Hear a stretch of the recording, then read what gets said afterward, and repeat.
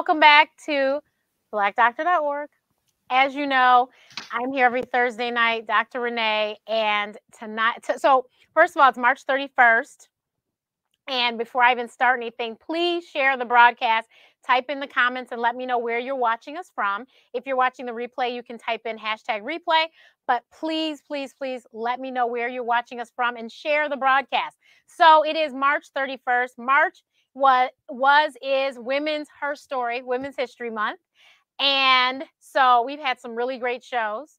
But today we're going to close it out because March is also known as National Nutrition Month.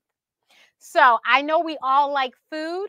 So I need you to please hurry up and share the broadcast because I know that somebody in your family has diabetes, or a friend or friend has diabetes, has hypertension, has obesity, has so all of these things, you guys, are things that your food can help you with. So food is medicine, and I've said it before, I'll say it again. So please, please share the broadcast. Okay, so National Nutrition Month, we have an amazing dietitian with us today who is going to help us to get it together. She's also, like me, a children's book author. In case you haven't gotten your book, no, Renee, you are allergic. My book's about food, and her books are about food too. So I can't wait for you guys to meet her. Also, little known fact, the last time I saw Stacey, she was 12, which would make me 15. And the funniest thing is her maiden name is Matthews, but no, we're not really related. But this is like a family reunion because I hadn't seen her in person. Well, I still haven't seen her in person, but you know what I mean. So you guys, please come. It's going to be great. Please share the broadcast, and I will bring her on. Good evening, and wait. Good evening, and thank you so much for joining me. Thank you for having me. I'm so excited. Yes, I am too, because I know that you have a lot of information for us, because as somebody who's worked in the hospitals and been a patient in hospitals, I know that the dietitian is the one that knows, between the nutritionist and the dietitian. So, so let's get started. One, as I mentioned in the intro, there are so many diseases that food plays a major role in. Can you talk a little bit about that? Sure. So I like to think of food as medicine, which I heard you say. And so if we think of the counter is, if we're not eating the right foods, we are setting ourselves up for more likely to have diseases. One, so we can't 100% control those things. But I always say, even if it's destined for us to have some things, we can live a better quality of life, and we can prolong those potential chronic diseases. So absolutely, choosing to eat a nutrient, so vitamins, minerals, carbohydrates, protein, fat, all of those things are going to be super important for your body to do what it's designed to do, to stay healthy. Definitely. So I know a lot of our viewers either know somebody with diabetes or have diabetes. And actually, we just spoke about diabetes last week because this is National Kidney Month as well. Right. So, so let's talk about somebody who was given a pre-diabetes diagnosis. Okay. What would you say to them? So I'm glad that you asked. So this is the first thing that I say. So first, I like to keep it real with my patients. And I find that a lot of physicians will be like, oh, your blood sugars are a little high, we'll just watch it. And I say there are 3 categories of blood sugars. There are normal, there are pre-diabetic, and there are diabetic. You don't have a touch of sugar. You don't have whatever it is. Your sugars aren't just a little elevated. That falls into the pre-diabetic category. And if you do everything the same that you are currently doing, there is a huge likelihood that you will end up with diabetes in the next 10 years. Point blank, period. And this is what I always tell people. If they tell you pre-diabetes, say thank you, because you have an opportunity to flip the script. Yes. So there is no gray area. It's normal, pre-diabetic, or diabetic. And you probably have mentioned this last week. You start to see chronic changes, especially to your cardiovascular system with pre-diabetes. So it is a disease in and of itself that can be managed, but it is a disease in and of itself. So what do you tell them as far as what they should eat if they are pre-diabetes? what they should cut down on or what they should increase? So my most basic nutrition, because once again, I always say this, nutrition is not one size fits all. What works Right. for one person is not always going to work for the next. So my most basic nutrition advice is to eat more plants. That's my most basic nutrition advice. It's Now, simple, are but you it gets to the saying that point. we have to go vegetarian? No, I just said eat more plants. That's why I said it's the most basic advice that I can give, is that we can all benefit. Even if we're eating lots of plants, we can all benefit from eating more plants. And when I say plants, I mean fruits, vegetables, and whole grains. And we want to eat them in the form or as close to the form as they naturally occur in nature. So the beauty of, so I'm also into gardening and all of this stuff, foraging. And so the beauty is that Mother Earth gives us everything that we need. We just need to know how to utilize it and access that potential for healing. And once again, this is why I call food as medicine. And even when it comes to our produce, I want you to really not just eat produce, but think about eating the rainbow, because the rainbow is going to have, and when I say the rainbow, think of your green vegetables and your red vegetables and your white vegetables and your yellow vegetables. All of those are going to have different nutrients. And when I say that, I mean vitamins and minerals, but also something called phytonutrients or phytochemicals. And so these are things that the plants make for themselves for whatever process that they need. But when we eat them, we get benefit from them, and they help our body fight chronic diseases. So it's really important to get those things, which you also hear phytonutrients referred to as antioxidants. So that's a type of phytonutrient. So that's a pre-diabetic basic increase your plants. Now, you also mentioned whole grains. So you want to eat them in the most naturalist form. So like I eat steel cut oatmeal.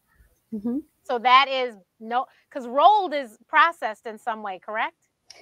It is, but I have to say, and this is where I find that sometimes people feel shamed. They feel like if I'm not doing it right, then I don't want to do it at all. Right. And so, we have to meet people where they are. So if you like your rolled oats, I'm not going to knock them. Even if you're eating your instant oats, it's better than eating, I don't know, some sugary cereal. Right. So it's a move in the right direction. So don't expect perfection tomorrow, but we do want to eat things that we know what they are. We could identify them in nature if we had a farm or whatever it was.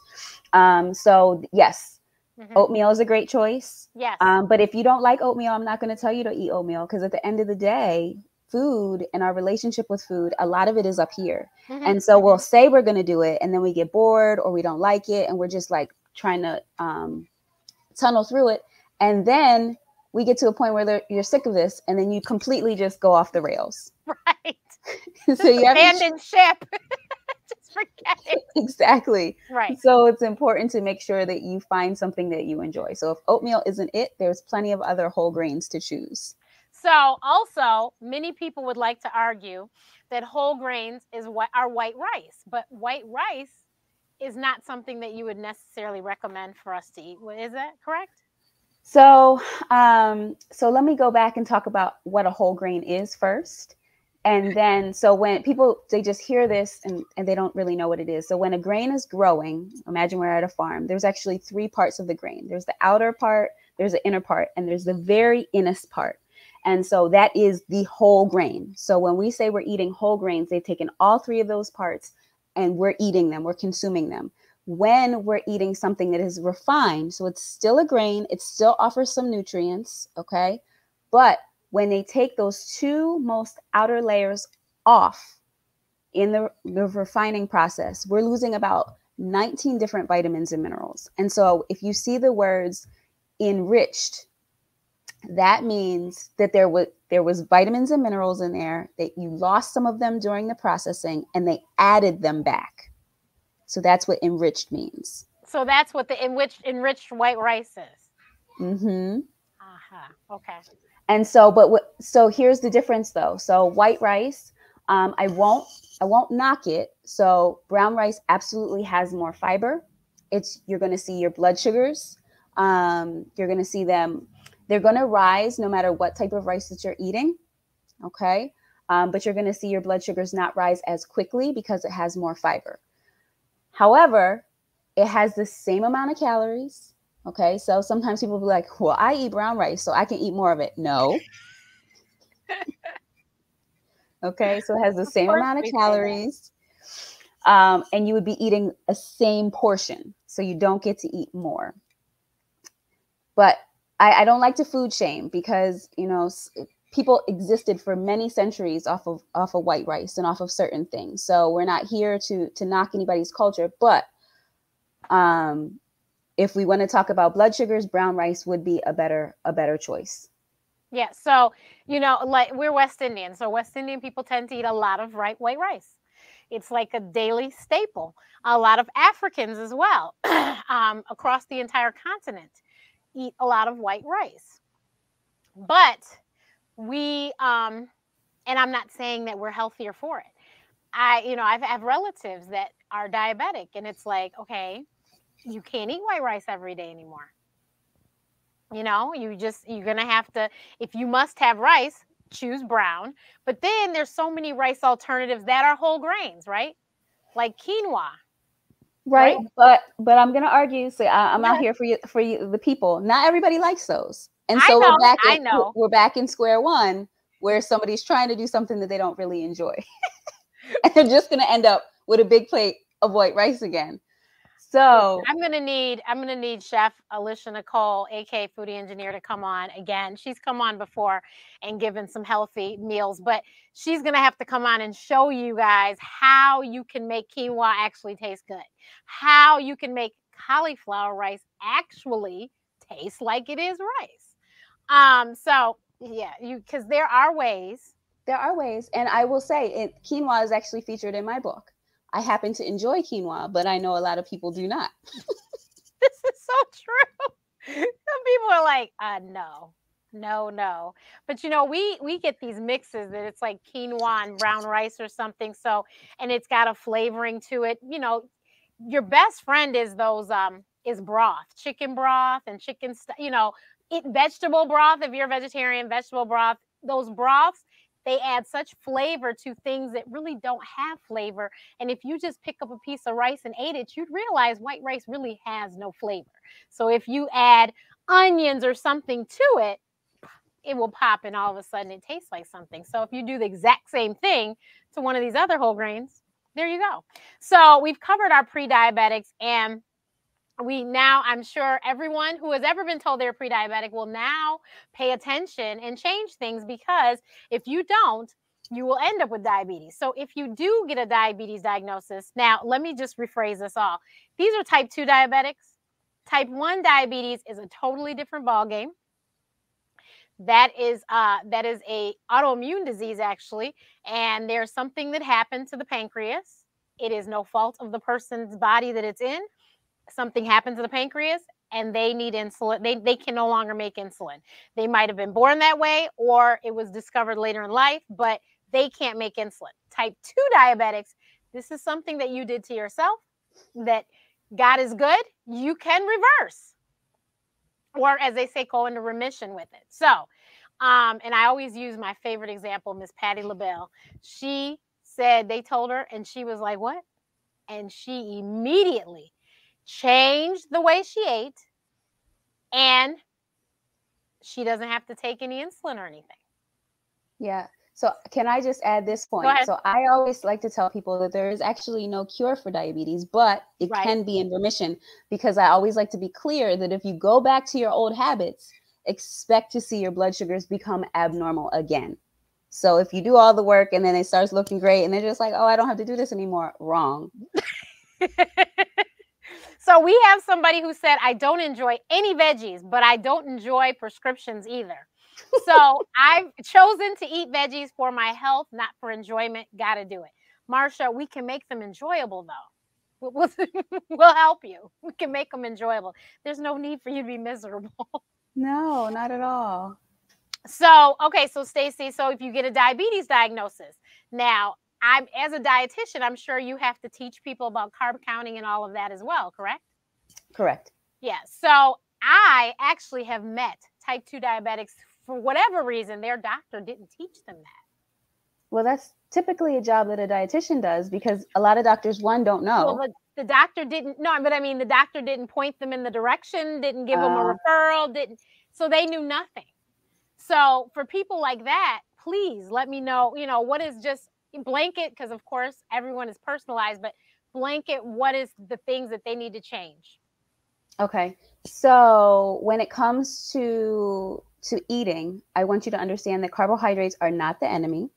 Okay, they are a primary source of energy. So that's one thing that people tell me, I can't ever have pasta again, or I can never have rice again, or I can't have any of these foods. No foods are completely off of limits. Okay, it's all about the amount. Okay, so we can have all these foods. We just have to be a little bit more strategic about them. And I think the easiest way, because once again, it is really a kind of a detailed conversation. The easiest way I would say is to think of a standard dinner plate. I want you to divide that plate in half, and half of that plate, I want you to focus on non-starchy vegetables. I have an intruder. So half of that plate should be non-starchy vegetables of your choice. It doesn't have to be anything specific. It could be greens, it could be green beans, it could be salad, it could be whatever you want it to be there, except our starchy vegetables, which we're going to get to. Those do not go in that space. All right, and now you have a half a plate that's filled with vegetables, non-starchy vegetables, and you have a half a plate that's empty. So I want you to choose to divide that half, that empty half, in half, and now you have 2/4. I want you to choose a lean protein of your choice, and also, and that goes in that fourth, and then the other fourth, that's where our starch, our potatoes, our rice, our bread, our biscuit, whatever we want would go there. Or our starchy vegetables. So our corn, our peas, and our potatoes would go there. And then we can still, that would be considered, as long as it's not heaping, because that's the other thing. People, bye. There's other things, we're not talking about it's stacked this high on your plate. So if it's in that portion, that's actually not a lot of carbohydrates for you. That would be considered 1 serving of carbohydrates. So you could still stand to have about 2 more servings of a carbohydrate. It could be if you drink milk or a milk alternative, those have carbohydrates. It could be something like that in a glass. It could be a serving of fruit, but that's a great way to kind of balance it and not have to get into the carbohydrate counting, at least here. But that's definitely something that you should have the skill to do. So Kathy, and I saw it and I couldn't find it, so I had to find it on my phone. Reversed pre-diabetic diagnosis, living witness. Exactly, yes, have to maintain a healthy lifestyle. She said that her amazing physician ordered her to see a nutritionist. Kudos to your doctor. Exactly. So Kathy, I am so happy for you. You don't have diabetes. Someone else, Sherry, said A1C dropped with my nutrition and exercise adjustments. See? You guys, Absolutely. We've got testimonials here that you don't have to, you can change yourself. You can do it yourself. You do not have to take medicine. You can do food is medicine. You can do it yourself. Yes. So you said half the plate protein. No, I'm sorry. No, half the plate vegetables, and then a 4th lean protein and a 4th starch. And then we can have like some other carbohydrates on the side, no more than 2 more, depending on who you are. So depending on your height, your weight, you might be able to have more at a meal, but that's a great starting point. And also, I just want to add 2 things. One is that another piece of advice I would give for a pre-diabetic is to exercise, especially if you knew you overdid it with food. Exercise does an amazing job at lowering your blood sugars. And I would make sure that you're well hydrated. So those would be the 3 places that I would start. And going back to the person that says that they don't enjoy vegetables, let me just tell you, you cut up those vegetables, you toss them in a little bit of olive oil, throw them in the oven at 425, and maybe, depending on what it is, you might add a sauce, you might not, but roasting vegetables brings out the natural flavor of food. Oh, I love roasted vegetables. Exactly. I can't get enough. Like, my kids will be like, what happened to all the insert whatever vegetables? I'll be like, oh. But yes, so bringing out that natural flavor. Also consider produce, farmers markets and local produce. As produce sits, it's going to lose a little bit of its flavor. So if you can get it as close to being harvested as possible, it's going to taste better. So the roasted vegetables, she is so right. I roasted Brussels sprouts I could literally eat every day, every day. Um, and you know, I do a little olive oil, a little onion powder, garlic powder, salt and pepper, Mm-hmm. and done. Yeah. And it's But funny that you said Brussels sprouts, because that was the only vegetable I would not eat as a child. And it wasn't until I was in New York in grad school with my best friend, and she had gotten some Brussels sprouts, probably at like a farmer's market. And I was like, why do you have these? And she's like, I don't know. I saw them. And so she roasted them. And this is the first time we both had them again in years. And they were delicious. And we've both been eating them since. I'm telling you, it's a game changer. And if you have an air fryer, you pop them babies in the air fryer with a little olive oil. Magnifique. Yes. And done that much faster too. Oh, yes. Yes. Kathy said, definitely exercise was recommended to walk for 20 minutes after each meal. If you can't do it after the meals, work towards an hour of walking a day. Yes. Exercise it'll change your life, I'm telling you. Change your life. So, so we have pre-diabetic, we have diabetic. Now what about heart patients? So say they've already had a heart attack, or there's somebody whose blood pressures are borderline in that range. What do you suggest for them? So for cardiac related issues, I would certainly focus on salt. So monitoring your salt intake, and we can go a little bit deeper into that. And I would focus on your fat intake, and a lot on the types of proteins that we're eating. And so, you know, your salt is going to, or your sodium is going to be found at my general state. I love general statements, and then I build from there.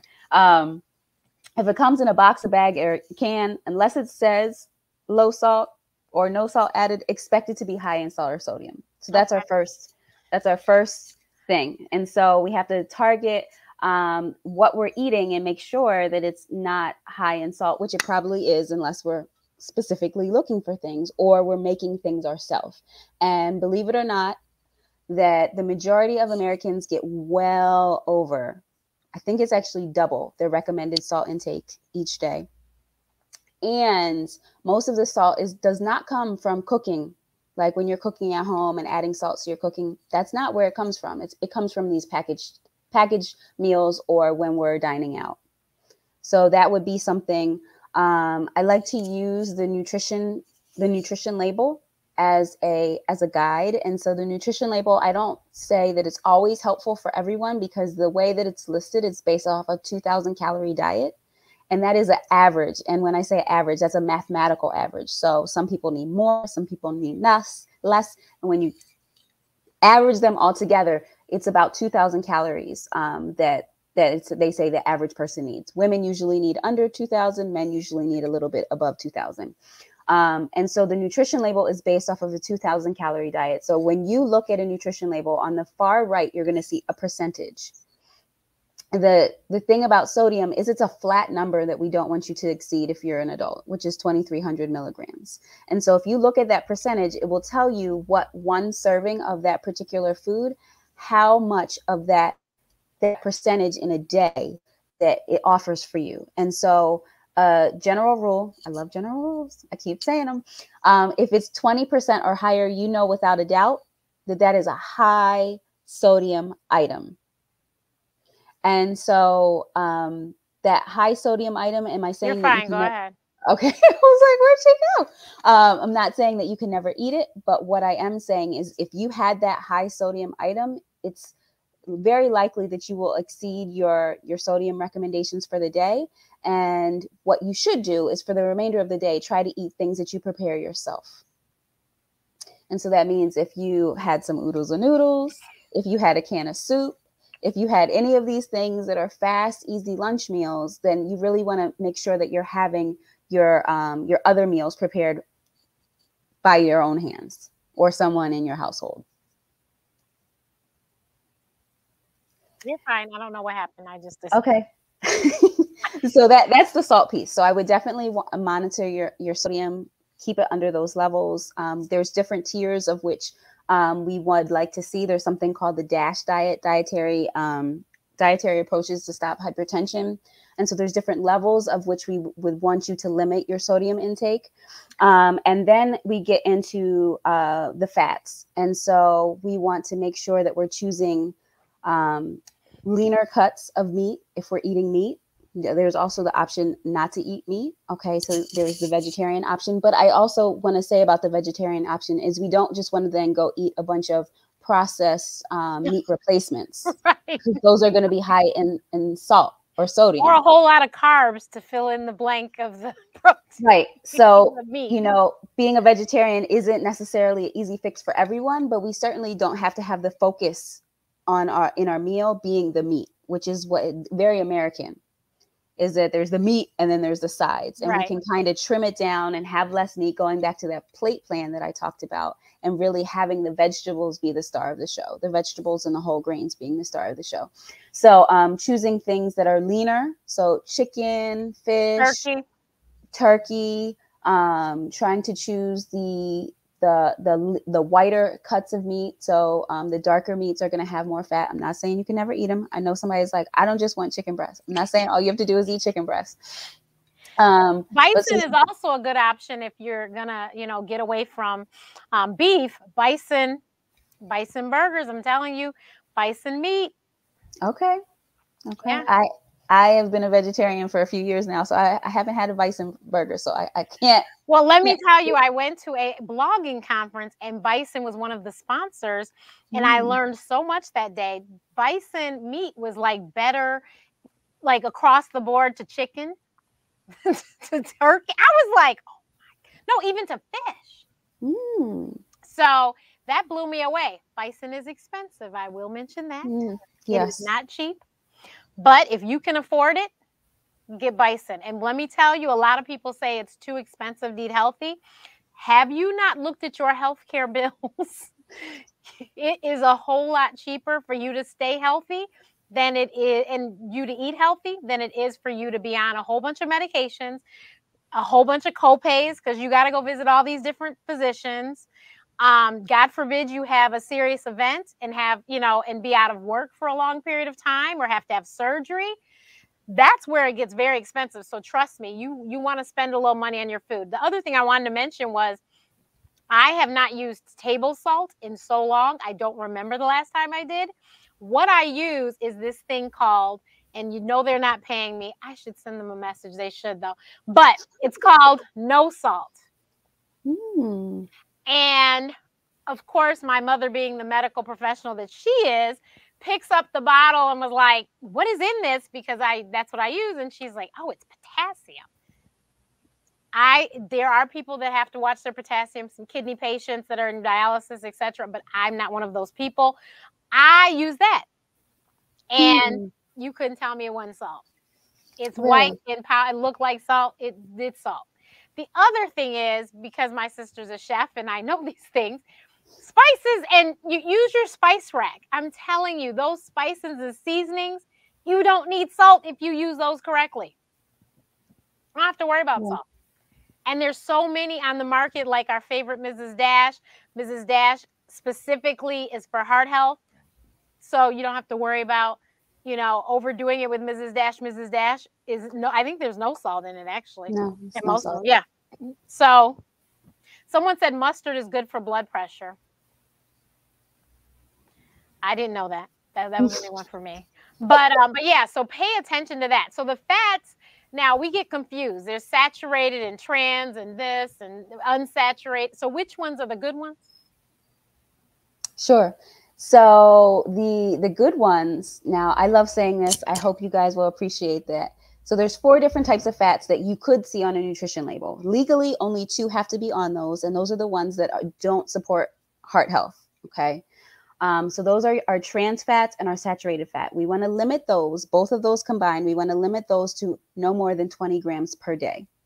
The ones that are good for our heart are our polyunsaturated fats, which I like to call PUFAs, and our monounsaturated fats, which I like to refer to as our MUFAs. So our MUFAs and our PUFAs are what our heart needs. It keeps it strong. I want you to think about a fat at room temperature. Think about them in your kitchen. Olive oil is liquid at room temperature. Butter is not. And so these liquid fats are going to have more PUFAs and MUFAs. So we want to choose more fats that are liquid at room temperature and avoid or limit, I'll say. You don't have to completely, avoid anything, but you want to limit the fats that are solid at room temperature. This is true. And she said if you land in a hospital, they won't feed you well, or at least not fresh, organic, gluten-free with fresh herbs. Now, Myrna, I must say that depends on the hospital you go to, because some of these hospitals, they have James Beard chefs in the kitchen. So I'm joking, but I'm saying, but no, there are some hospitals that do have very good, but of course, those hospitals are probably in a certain neighborhood, and Right. but they do have very delicious meals, or they get catered in from someplace. But yeah, so you just, I know a little bit about hospitals, but yeah, so the fats, that's very important to know. I know that we've become very, very good friends with sunflower oil and grapeseed oil. You have to pay attention to, you guys, to the what is it, the smoke point of the fat. Mm-hmm. So olive oil has a high smoke point, I believe.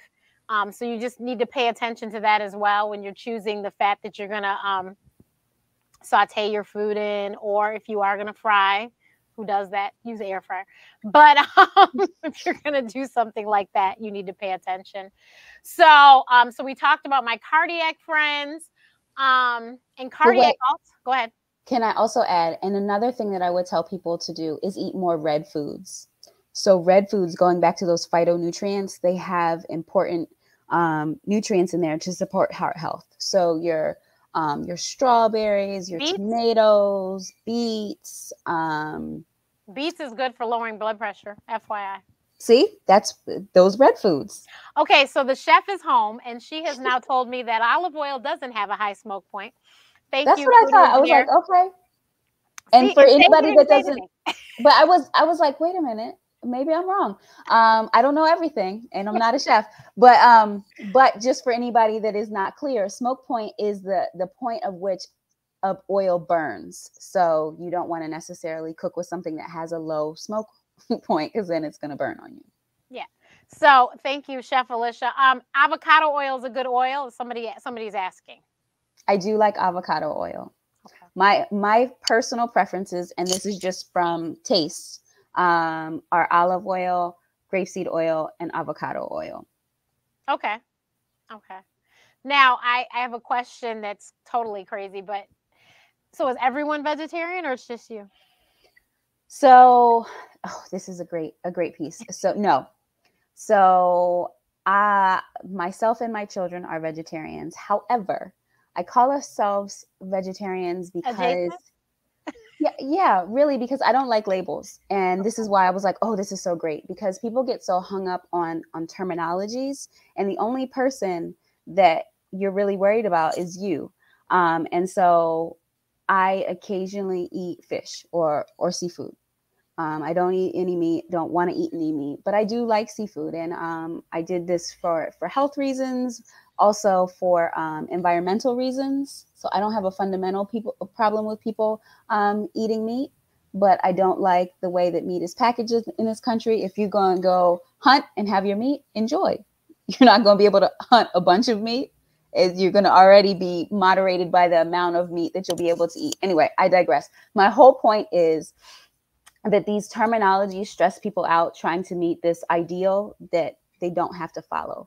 And so I like to think of myself as plant-based. The base of my diet is from plants, and what I choose to do occasionally doesn't define who I am or my health. So I just want somebody, that message is going to be good for somebody that's just like, I want to go vegan, but so go vegan, except eat that one thing. Which might be honey. A lot of people don't realize honey is not vegan because I learned this week. My sister said that this week. I was like, huh? Yeah.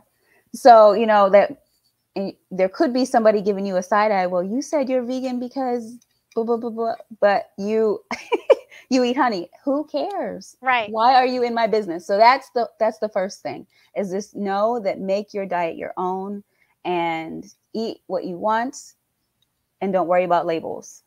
Well, don't just eat what you want, but you know what I mean. Yeah, definitely.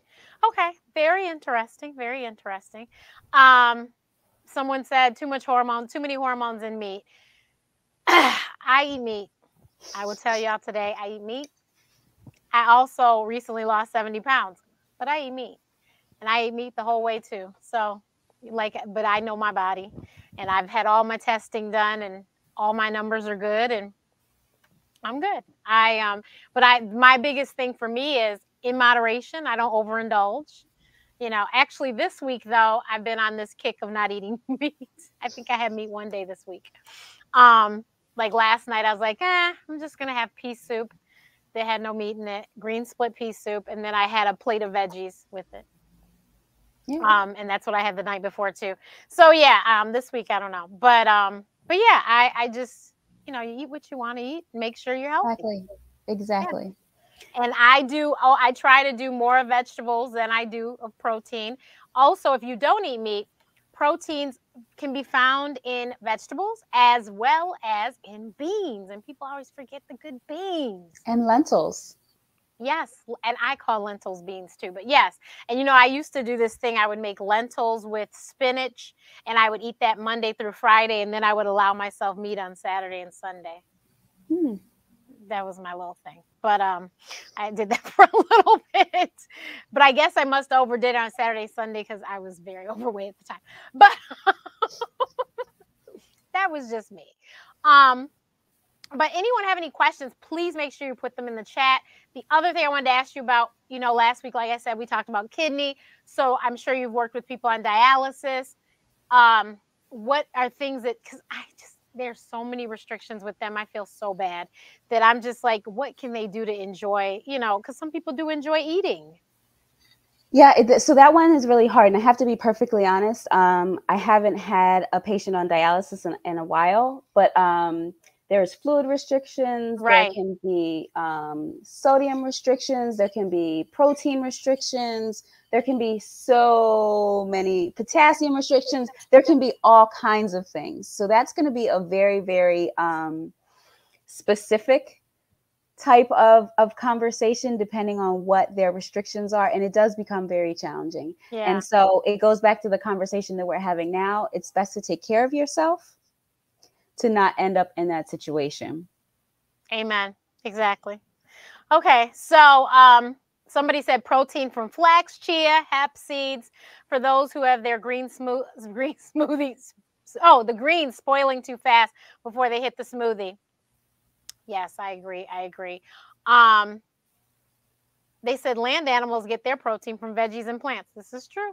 They don't eat other meat. That is true. So please tell us about your books. Oh, sure. So I have a series of books called Delicious and Nutritious that was inspired by my family. And so my family is depicted in each one of the books or the books to come.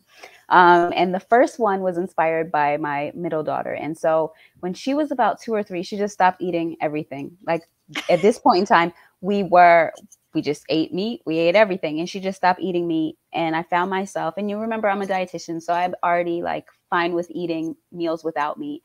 And so I just had to kind of flip it up.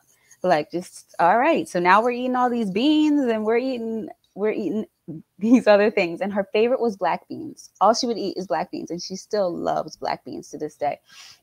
And I remember being like, this is unreal. This is so crazy. I should write a book about a little girl and all she'll eat is beans. And it'll be like a melanated version of Dr. Seuss, Green Eggs and Ham. And, the little girl will go throughout the book and people will offer her things and she'll be like, no, no, no. And at the end, she learns that these foods can be both delicious and nutritious. But I didn't know how to write a book. So fast forward to COVID and, everything is virtual. And I happened to take an online masterclass, a children's book masterclass by Crystal Swain Bates. So kudos to her. Oh, I know who she is. Yes. And I was like, wait a minute. Profits. Yeah, Lamar Tyler. Lamar was on my show. That's Dr. Yeah. So I was just like, oh my gosh, I can do this. And that is how my book was born. I did know that since I have 3 children and I wrote a book about one, I was going to have more. 2 more books. I was like, because they're looking at me like, what? You're writing a book about her? What about us? And so my next book will, let me take it a step back. So the book is called The Princess of Picky Eating Tries New Foods. It's a great read aloud, lots of alliterations, lots of repeating phrases. So Sloane's phrase is no thank you, not today, no way. That's what she always says throughout the book. And so the book goes food group to food group. So people don't always catch this when they read it. So I talk about each different food group and introduce a food that you wouldn't necessarily know unless you were an adventurous eater, but you could find. And so you'll probably enjoy that my vegetable was callaloo. And yes, the grain was quinoa. And so we talk about where in the world that they originate from and those types of things. And so I got the suggestion when I was writing that book that like, oh, this is a great book, but it's called The Princess of Picky Eating. My son probably wouldn't like that book. So I flipped the book and I have the same book, but it's called The Prince of Picky Eating. And there's just the main character is a boy. Gotcha. Then I have the accompanying coloring books to each of those books. And then in the spring, which it's now the spring, I'm super excited to get my final files. I will be releasing the next book in the series called Grow, Eat, Repeat, A Love Letter to Black-Eyed Peas. And it's all about a little girl's journey with growing food and learning about the cultural relevance of Black-Eyed Peas and her specific family's relationship to Black-Eyed Peas. So what age groups are these books for? The first book is best suited for K through 3rd grade. And I will say it is my writing style. I love to use big words. My kids use big words because I use big words. So expect to see some vocabulary words in there. And I even put a glossary in the back because I realize that some of these terminologies, like there's monounsaturated fatty acids in my book. Mm-hmm. Mm-hmm. And I realize some adults can't really explain it. So throw a glossary in the back. So I would say it's best suited for K through 3, but some people were like, oh, this is kind of not dense, but longer than a typical K through 3 book. But the little kids love it because of all the alliterations. And I would say that the new book would be somewhere similar. Maybe even 1st through 4th. Okay. That is really cool. Somebody asked, their mom is 92 and loves beef. How can I buy the best beef for her? So I am not the best person to ask organic. Because I haven't bought beef, but yeah, I would say organic. What do they call it? It's farm raised. Farm raised, yeah, where they're not putting the beef in like a little square, so it can free range, organic. No antibiotics, and it's gonna be pricier than your standard beef, which also helps you not eat as much. Right. So yeah, organic, grass fed. What's the difference? Oh, that's the one, grass fed. Okay. Yeah. Well, once again, I'm not quite sure. Yeah, I know, and I was hoping that the chef was about to say something. She ain't said it yet though. So you guys, here's my book. And it is also about food, but our line is no, Renee, you are allergic. So that's the line that repeats all through the book because that's what my mommy kept telling me because I was allergic. So everyone's like, you're allergic to everything. How do you eat healthy? Because I'm not allergic to vegetables and I'm not allergic to meat. And I was like, that's how. I am allergic to citrus fruits, which takes one category of fruit out, but not, I can still have apples and pears and, berries. And then I'm allergic to seafood. So no, I cannot have anybody's fish of any kind. Can't smell it cooking at all. So, so that is one place. And that's actually why, and I'm still working at it, but, I did Weight Watchers, and that's why I love Weight Watchers because I could eat what I could eat. Whereas if I did another diet plan, they were going to tell me this is what you have to eat at this time. And usually I can't make it through breakfast because I can't have eggs. And most diet plans, they want you to have eggs and wheat toast, and I can't have wheat toast either. So that's why I like Weight Watchers, because I was able to eat what I knew I could eat physically, was able to digest without killing myself. So I can eat lots of things. I'm allergic to some stuff. I'm allergic to chocolate and nuts, which really knocked out candy bars for me. So I really was not a candy bar person. I like Twizzlers, but I'm not big on candy, but that's probably why, because I couldn't eat most of it. But, you know, somebody said her daughter was allergic to apples for her first 25 years. Now at 27, she's no longer allergic. Well, good for her. That's awesome, because apples are good. Apple pie, apple cobbler, apple crisp. Okay, but I digress. But everyone, I put Stacey's website. It's been running and running at the bottom, StaceyWoodson.com. Make sure that you go to her website and check out her books, because they are too cute. But yes, StaceyWoodson.com. Check out her books, and she really is amazing. You homeschool too, don't you? Yes, I do. She's insane, is what she is. But yeah, she's a superwoman. She homeschools 3 children, 3 different grade levels, not triplets. Yeah. And and she's an author, and she's a dietitian, and she's a wife, and so she's just amazing. So you guys, please make sure you go to her website. How can people follow you online? Sure. So you certainly can go to my website. You can join my mailing list, because I like to keep people up to date with what's going on. I actually have an event that I will be doing for kids on Saturday. So join my mailing list. You'll get notified. And if you want to just see like a little bit of what I do, I also do a lot of food activism. So making sure people have access. We've already talked about how, having fresh produce is so important, and eating more plants is so important. But sometimes people live in food deserts. And so I do a lot of work with community gardens and curriculum development, and that, making sure people know how to grow their own. If you'd like to follow that journey, my homeschooling journey, any of that, you can see me most frequently on Instagram.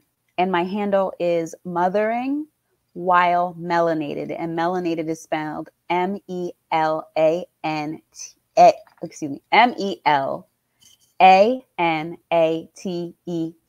Mothering While Melanated. And that has all of our journeys, our homeschool journeys, correctly? My professional journeys, my gardening journeys, all of that. Melanated is spelled And if you'd like to have an autographed copy of, I'm sorry? Melanated is spelled MELANATED. Did I lose you? Okay, your sound went out, I think. Hold on. I'm going to look it up.